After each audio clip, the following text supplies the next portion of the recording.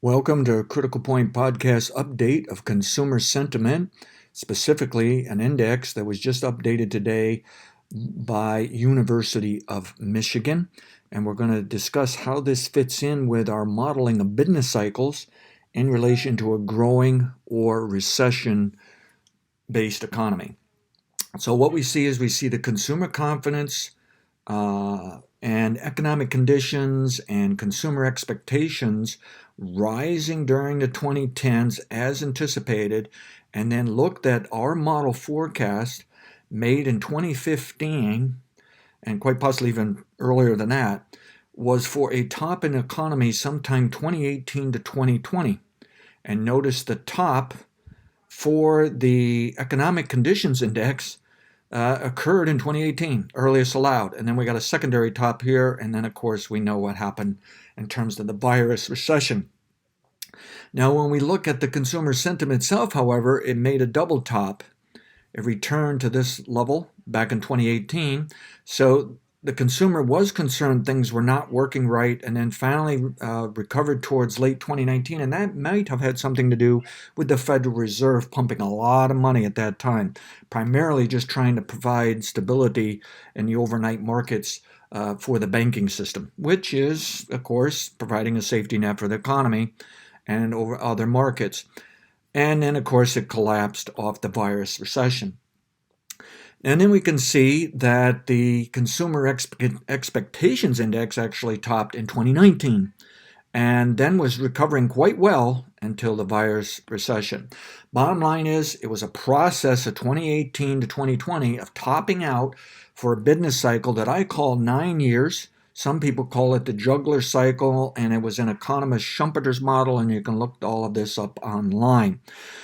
What is a 9-year cycle or a juggler cycle? What it means is that you have your data or your economy or your market or all of these coming down, and then it turns around and goes up, and that pivot point, sometimes called a critical point in my analysis, is what you would call a bottom.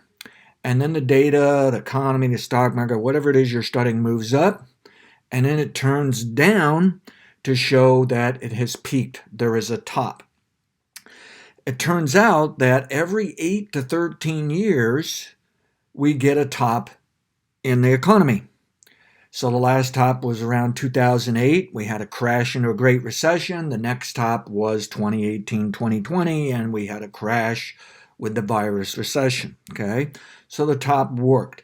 The bottom was in 2009, primarily for the stock market and most economic indicators. Some of the economic indicators bottomed later, and investors were actually more bearish into 2012. Their attitude changed or bottomed, if you will, much later. They got it wrong. They missed out 3 or 4 years of recovery in the stock market. They got too tied up on the political side and just the overall worries that more bad times were coming. Okay, so the bottom line here is it is now time to look for a 9-year cycle bottom or juggler cycle bottom for the economy. I think it's already occurred in the PMIs. We've seen a bottom. We're now in recovery. And according to PMIs, the recovery is over. But we need positive GDP to show that. More importantly, we'll be in recovery until we get a new record high in nominal GDP per capita. So there's a lot of definitions here. And I see why some people will wait for a very long time before they call bottom in the economy. My guess is it's bottoming this year. What I like with this consumer, and by the way, I think the stock market placed a long-term bottom in March, and I called it within 2 days of the bottom, and I made a long-term purchase, still setting on it, going to set on it for many years, but I also trade short-term as well, by the way. At any rate, I'm making a long-term bottom call of 3-year and maybe 6-year, and that 9-year cycle, a juggler business cycle bottom. I think the consumer is changing their attitude. And look at this particular pattern. Some people call this a 1, 2, 3 pattern. We see a collapse. They move, they put it up, they put it down. They did not put it to a new low, and then took out the prior high. So 1, 2, 3, and then they took out the number 2. That was the high.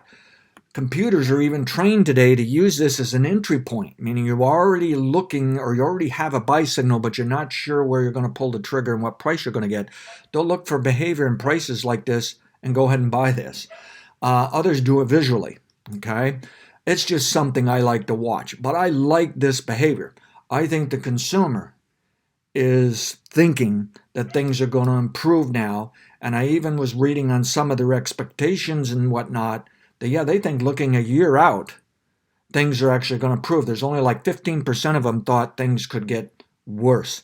Maybe they're overly optimistic. The consumer is sometimes not in line or in time with this 9-year cycle for the economy and can be way off the mark for the stock market, years off the mark at times.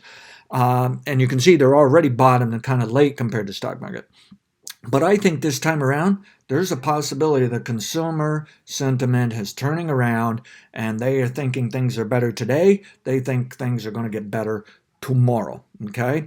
So I like this idea and let's see where we go with it. But I think it's a reason to be rather optimistic that we've seen some long-term bottoms in some economic data.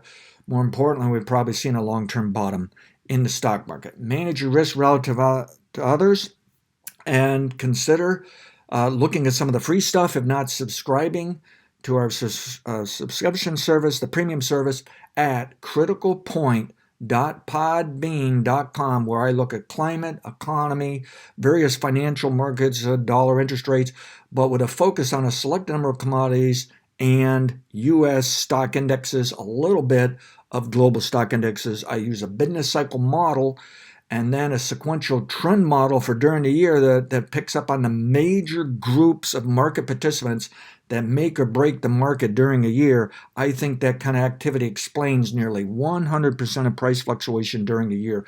I find it very useful. Thank you.